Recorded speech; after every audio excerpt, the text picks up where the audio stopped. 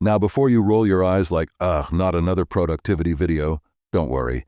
This isn't your typical motivational TED Talk with a whiteboard, a laser pointer, and a guy named Chad who drinks protein shakes for fun and ends every sentence with grind set.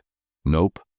This is the real breakdown of Atomic Habits, the book that promises to make your life better by doing basically nothing. Okay, not nothing, but like super tiny stuff. So small you won't even break a sweat. Not that you were planning to anyway. Your gym membership is still in your wallet, collecting dust like it's on vacation. So, what even is an atomic habit? Let's break this down. Atomic meaning tiny, like really tiny. Think baby step, think mini Snickers. Think that last drop of coffee you refuse to throw away because it still counts. Habit, stuff you do automatically. Like brushing your teeth, opening Instagram, or ordering the same Starbucks drink even though it costs more than your car insurance. So atomic habits are tiny behaviors that seem like they don't matter, but they do, because over time, they stack up, like Legos or credit card debt.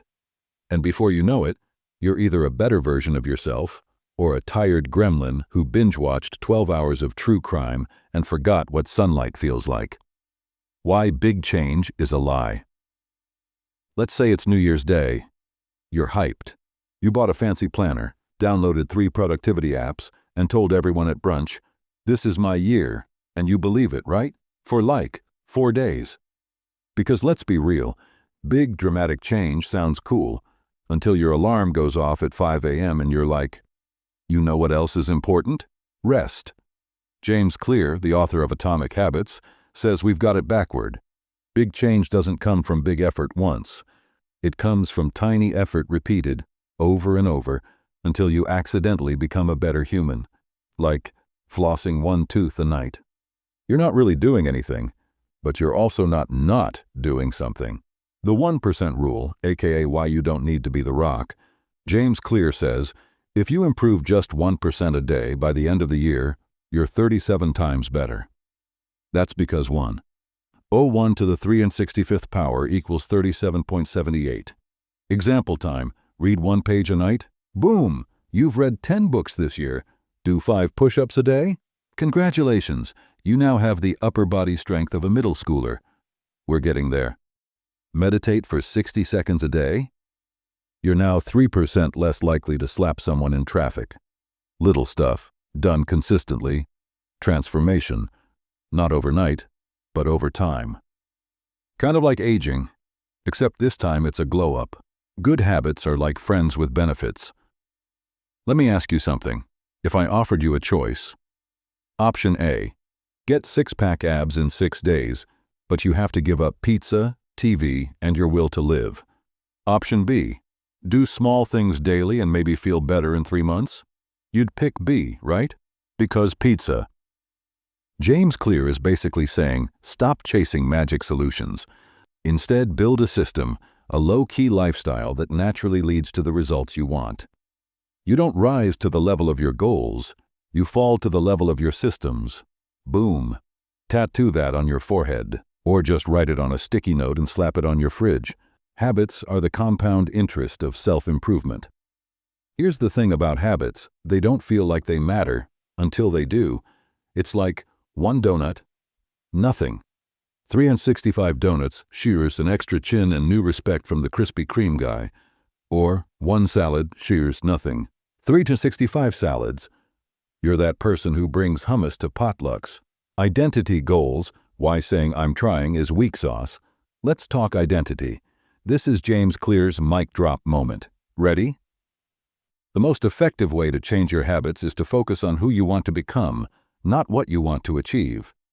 Translation: stop saying, I want to write a book. Start saying, I'm a writer. Or instead of, I'm trying to quit smoking, say, I'm not a smoker. Or instead of, I want to get fit, say, I'm the kind of person who works out. It sounds weird at first, like telling people you're into kombucha before actually liking the taste, but over time, you become that person. Why? Because every action is a vote for the identity you're building. If you vote enough times for I'm a healthy person, eventually you win the election. unless it's rigged by pizza. The plateau of boring, aka why you quit 3 days in. This part sucks, but you need to hear it. There's something called the plateau of latent potential, which is a fancy way of saying, you'll do the right thing for weeks and still feel like a potato. James Clear says that habits take time to show results. There's a lag. Like microwave popcorn. Nothing happens for a minute. Then bam, every kernel explodes at once. So, if you're doing good stuff and seeing nothing, keep going. The magic is happening. It's just underground. Like Beyoncé before a surprise drop. Okay, so by now, you get it. Habits matter. Tiny changes are the cheat code to life. But you might be wondering, cool, but like, why do I keep doing dumb stuff every single day? Like checking Instagram during a Zoom meeting, or eating cheese straight out of the bag like a raccoon, or saying just one episode and waking up to the Netflix, "Are you still watching the screen?" feeling personally attacked. Well, friends, welcome to the habit loop. According to our guy James Clear, aka Mr. Yes, actually this all makes sense. Every habit, good or bad, runs through this same 4-step cycle. Cue, craving, response, reward. Let's break it down with some dumb examples and dramatic reenactments, shall we? Step 1. Cue, the alarm bell of your brain. The cue is the trigger.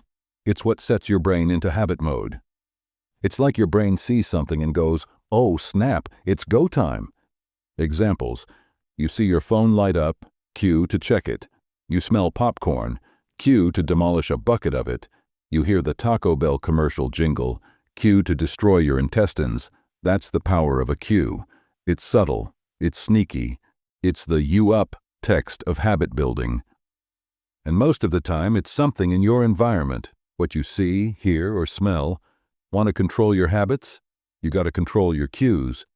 Translation: don't leave the Pringles can on your nightstand and then be surprised when it's empty by 9 a.m. Step 2. Craving, when your brain gets all thirsty. So the cue happens, and then your brain starts getting ideas, bad ones. Now you're not just noticing the cookies on the counter. You're like, I need one or I might literally die.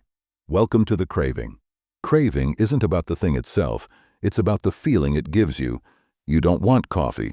You want to feel awake and not hate everyone. You don't want TikTok.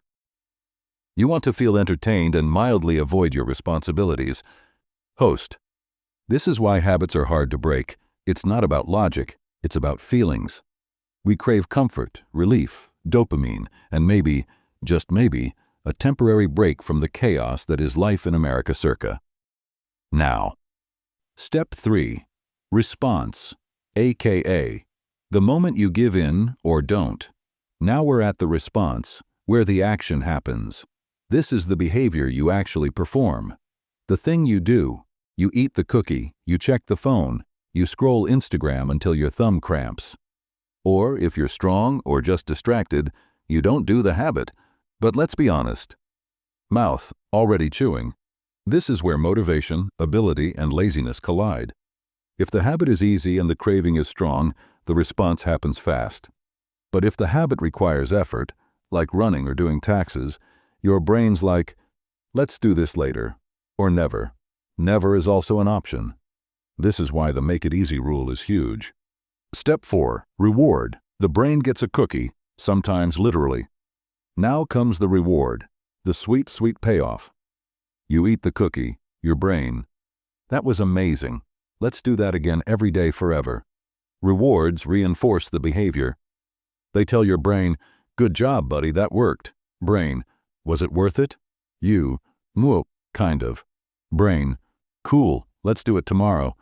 It doesn't even have to be a big reward. Even a tiny dopamine hit is enough for your brain to put the habit on repeat. This is why bad habits stick so hard. They often give you instant rewards. And why good habits are annoying. Because the reward is delayed. You floss once? No one claps. You eat a salad? No fireworks? You go to the gym? You just sweat and wonder why you're paying $49 a month for this torture. James Clear's Jedi Wisdom. Habits are not the finish line to be crossed. They are the lifestyle to be lived. Stop chasing goals. Start upgrading your systems. Instead of, I want to run a marathon, just become the kind of person who runs regularly. Instead of, I want to write a novel, become the kind of person who writes 200 words a day. It's about building an identity, a vibe, a whole new operating system. Like switching from Windows 95 to Mac OS. Except it's your life. How to actually stick to habits without crying or quitting after 3 days. You've read the books, you've watched the TED Talks, you even downloaded 3 habit tracker apps that you used for exactly 48 hours. But here you are, again, Googling how to stay consistent while eating Cheetos with one hand and shame with the other. Look, it's not your fault. Motivation is a flaky friend. It shows up strong on Monday morning, then ghosts you by Wednesday. So what do? We stop relying on motivation, and we start designing habits that don't need it, like brushing your teeth, or locking your car 6 times even though you already know it's locked. James Clear gives us a cheat code for that. 4 words: make it obvious, make it attractive, make it easy, make it satisfying. That's it. That's the whole vibe. Let's break these down one by one, with the kind of spicy energy that'll make you actually want to start flossing. Make it obvious. Let's say your goal is to read more, but your bookshelf is in a weird corner of your house next to your tax files and old printer, and your Kindle is somewhere under your bed chilling with dust bunnies and that sock you lost in 2019. So, surprise? You never read. Why? Because your brain loves obvious cues. It's lazy. It wants stuff handed to it. If it doesn't see the cue, it doesn't even think about the habit. So what do? Put the book on your pillow. Put the water bottle on your desk. Roll out your yoga mat in the middle of the freaking living room. Make it so obvious your brain's like, oh, I guess we're doing this now. Even better, stack it onto an existing habit. This is called habit stacking, and it slaps. Try this. After I pour my morning coffee, I'll write in my journal. After I brush my teeth, I'll stretch for 30 seconds. After I open Instagram, I'll cry. Kidding, kinda. Make your desired habit piggyback off something you already do, like a little behavioral leech, but wholesome. Make it attractive. Here's the problem with good habits. They're kind of boring.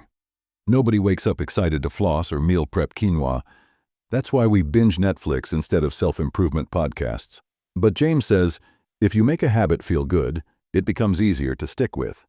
Because your brain is basically a Labrador retriever. It wants fun, rewards, and snacks. Here's how you do it. Temptation bundling. This is genius. You pair something you want with something you should do. Examples. Only watch your favorite show while you're on the treadmill. Only listen to that murder podcast while cleaning your kitchen. Only scroll TikTok while foam rolling your back and contemplating your life decisions. Now, instead of, ugh, I have to do this, your brain goes, ooh, we're getting the goods and doing something productive? Sweet. It's trickery, it's psychology, it's self-manipulation, in a good way. Also, surround yourself with people who already do the things you want to do. Because peer pressure isn't just for high school. If your friends are going to the gym, you're more likely to join.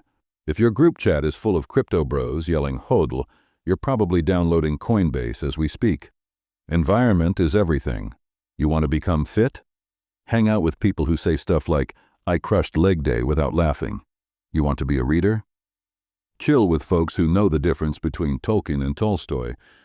Make it easy now. Here's where most people mess up. They try to go from 0 to 100. Haven't worked out since Obama was in office?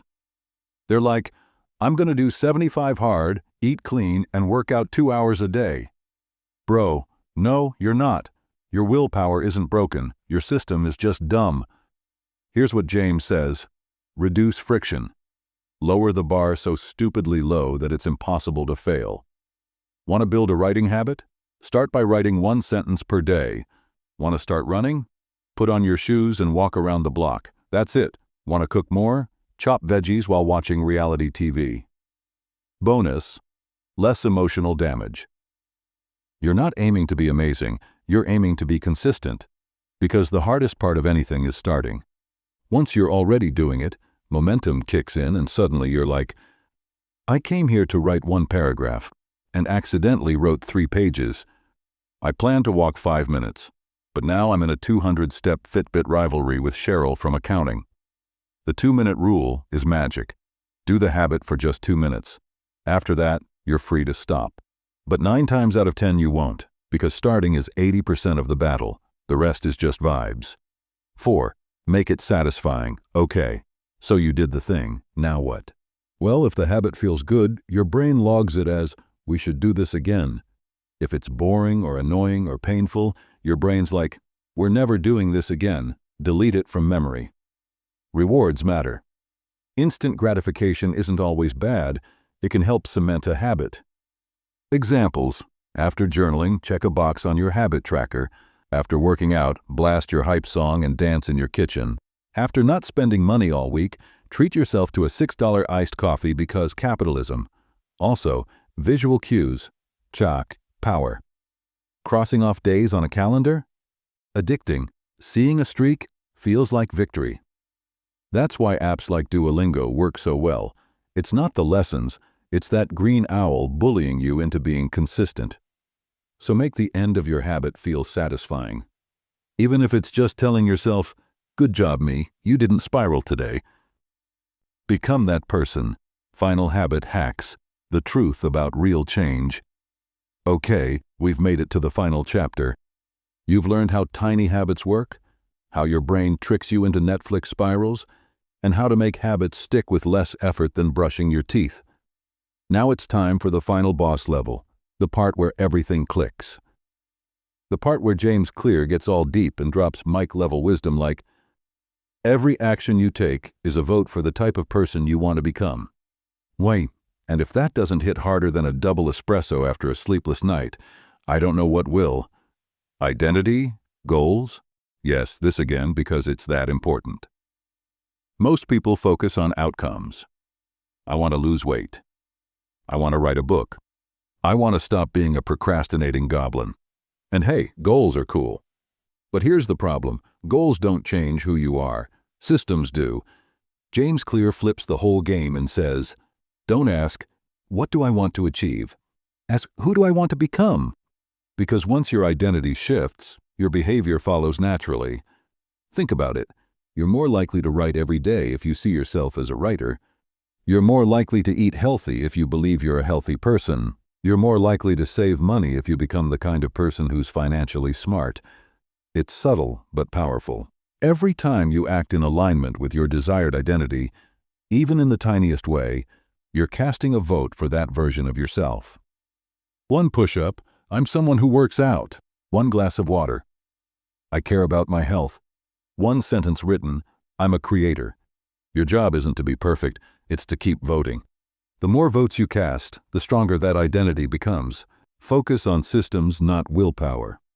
Let's face it, willpower is flaky. Sometimes you feel like crushing your goals. Other days you feel like melting into your couch and rewatching The Office for the 5th time this year. So what do? You stop relying on how you feel. You build systems so that the good behavior just happens. Systems are the environment, the cues, the routines, all the stuff we covered in Part 3. Set things up so your desired habit is the default, not a big decision, because if you have to debate it every day, you'll eventually lose that argument. Examples: want to eat healthy, meal prep on Sunday, want to work out, keep your shoes by the door and your ego in check. Want to read? Put your book where your phone usually sits at night. It's not about being disciplined. It's about making your future self's life easier.